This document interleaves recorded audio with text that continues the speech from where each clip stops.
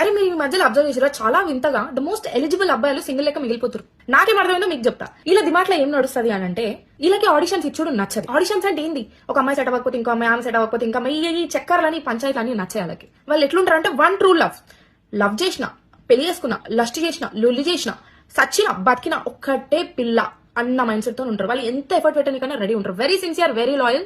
ఆ క్లారిటీ ఉంది వాళ్ళకి. కానీ ఆ క్లారిటీతో పాటు ఇంకో ఆలోచన కూడా ఉందన్నమాట వాళ్ళకి. ఏంటంటే ఇప్పుడు నిజంగా అసలు పిల్ల దొరికింది అని అనుకో, ఇప్పుడు ఆ పిల్లని ఏం పెట్టి పోషించాలి నేను అని ఒక ఆలోచన అనమాట వీళ్ళకి. ఎందుకంటే వీళ్ళు ఫైనాన్షియల్ గా స్టేబుల్ కాలేదు, కెరియర్ గోల్స్ ఉన్నాయి, ఫ్యామిలీ గోల్స్ ఉన్నాయి, అంటే చాలా మందికి ఉన్నాయి. కానీ వీళ్ళ ఆలోచన ఎట్లుంటుంది అంటే ఏదో బేర్ మినిమం ఇచ్చేసినామా అని కాకుండా మంచి లైఫ్ ఇవ్వాలి, మంచి చూసుకోవాలి పిల్లల్ని అనుకుంటారు. సో అందుకే చాలా మంది ట్రై చేయకుండా అక్కడనే ఆగిపోతారు. అంటే లోపల అనిపిస్తుంది వాళ్ళకి ఇప్పుడు మనం ఎట్లున్నామో అట్లనే యాక్సెప్ట్ చేసి ఇద్దరం కలిసి గ్రో అయిదాం అని అనుకునే పిల్ల దొరికిందే ఎంత బాగుంటుంది లైఫ్ లో అని అనుకుంటారు.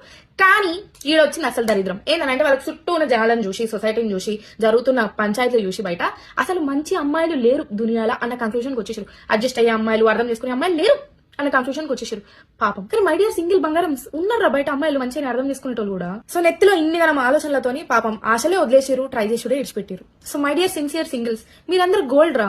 జర లేట్ అవుతుందేమో కానీ మీ లైఫ్ లో కూడా గోల్డే వస్తుంది. Let's manifest. ఓకే, మీతో పాటు మీకోసం నేను కూడా మేనిఫెస్ట్ చేస్తాను. And don't give up.